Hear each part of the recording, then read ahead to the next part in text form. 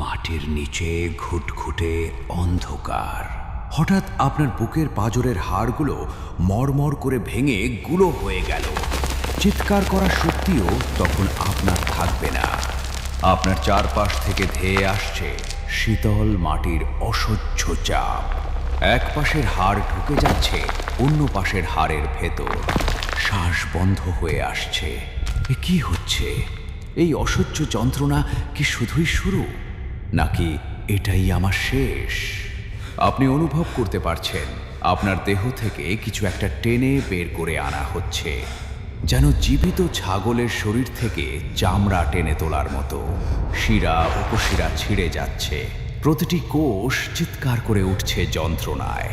এ যেন মাথার খুঁটি থেকে চুল উপড়ে ফেলার মতো এক ভয়ঙ্কর অনুভূতি।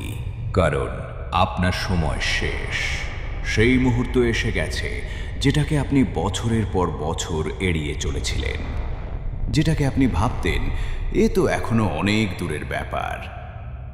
সেই শেষ নিঃশ্বাস এখন ঘনিয়ে এসেছে। আপনার জিহ্বা কথা বলার ক্ষমতা হারিয়ে ফেলেছে।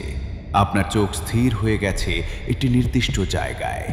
আপনার হৃৎপিণ্ড আরেকবার ধুকধুক করে তারপর চিরতরে থেমে যায়।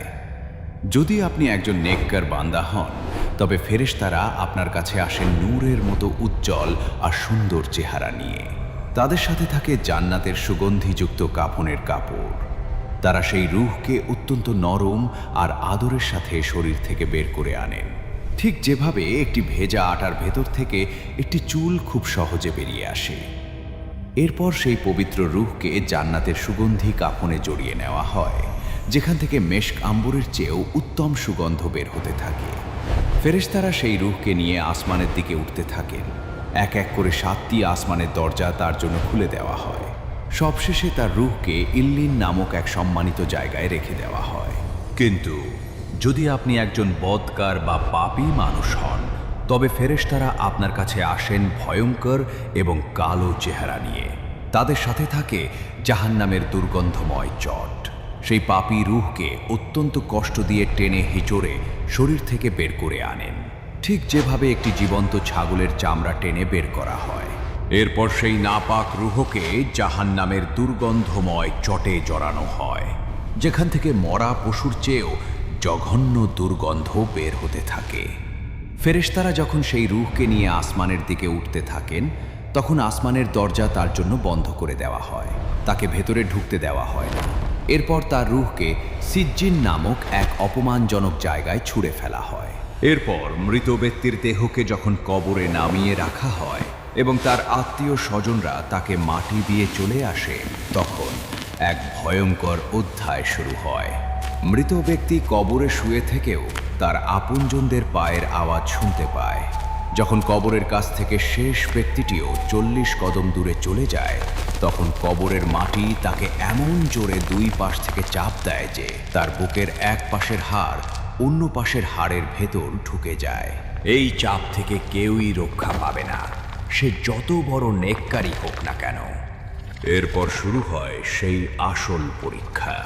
কবরে সেই ভয়ঙ্কর মাটির চাপের পর হঠাৎ করে কবরের মাটি দুভাগ হয়ে যায় এবং আগমন ঘটে দুই ভয়ঙ্কর ফেরেশতার। তাদের নাম মুনকার এবং নাকির। হাদিসের বর্ণনা অনুযায়ী তাদের দেখতে অত্যন্ত ভয়ঙ্কর। তাদের গায়ের রং হবে নীল কালো, চোখগুলো হবে আগুনের গোলার মতো, আর তাদের কণ্ঠস্বর হবে বজ্রপাতের মতো ভয়ঙ্কর। তাদের হাতে থাকবে বিশাল এক লোহার হাতুড়ি। সেটি এত ভারী হবে যে দুনিয়ার সকল মানুষ মিলেও তা মাটি থেকে তুলতে পারবে না। তারা কবরের সেই লোকটাকে বসিয়ে দেবেন এবং এক ভয়ঙ্কর ধমকের সুরে জিজ্ঞেস করা শুরু করবেন।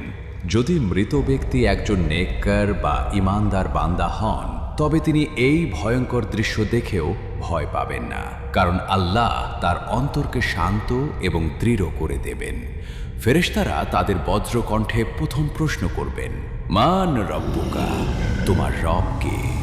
ঈমানদার বান্দা কোনো ভয় না পেয়ে অত্যন্ত শান্ত এবং দৃঢ় কণ্ঠে উত্তর দেবেন, রব্বি আল্লাহ, আমার রব আল্লাহ। এরপর তারা দ্বিতীয় প্রশ্ন করবেন, ওয়ামা দিনুকা, তোমার ধর্ম কি?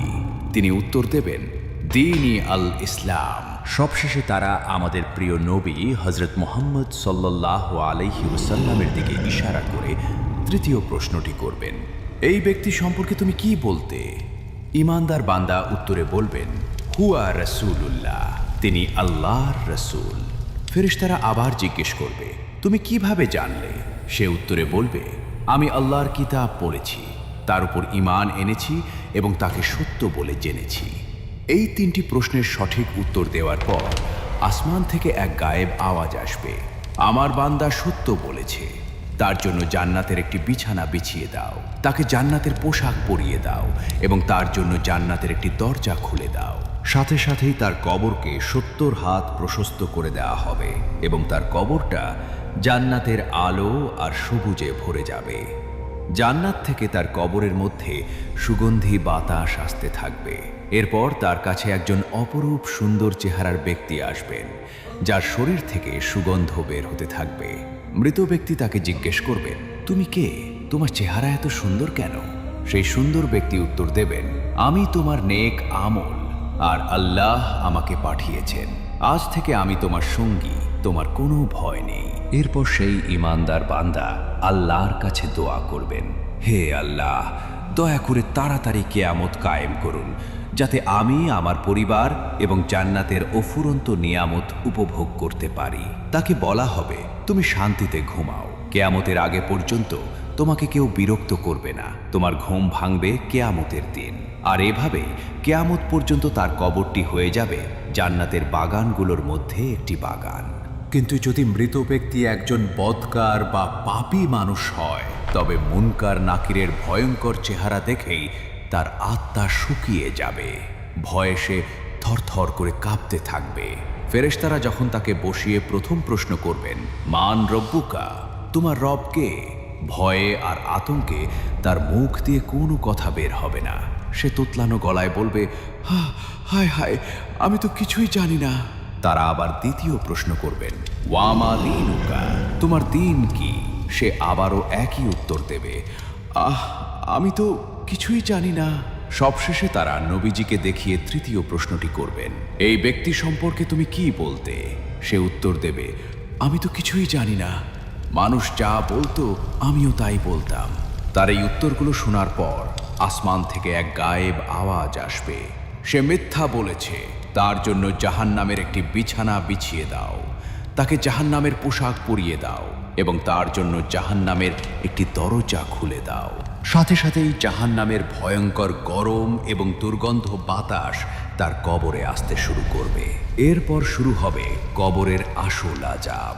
তার কবরকে এমন জোরে দুপাশ থেকে চাপ দেয়া হবে যে তার বুকের এক পাশের হাড় অন্য পাশের হাড়ের ভেতর ঢুকে যাবে। এরপর তার কাছে একজন কুৎসিত এবং ভয়ঙ্কর চেহারার ব্যক্তি আসবে, যার শরীর থেকে পচা লাশের মতো দুর্গন্ধ বের হতে থাকবে। মৃত ব্যক্তি তাকে জিজ্ঞেস করবে, তুই কে? তোর চেহারা এত ভয়ঙ্কর কেন? সেই কুৎসিত ব্যক্তি উত্তর দেবে, আমি তোর বদ আমল, তোর খারাপ কাজ। এই কথা বলার পরে সেই পাপী বান্দার উপর আযাব দেওয়ার জন্য আল্লাহর পক্ষ থেকে একজন বিশেষ ফেরেশতা নিয়োগ করা হবে। হাদিসে এসেছে, এই ফেরেশতা হবেন অন্ধ, বধির এবং বোবা। তিনি অন্ধ হবেন যাতে পাপীর কষ্ট দেখে তার মায়া না হয়,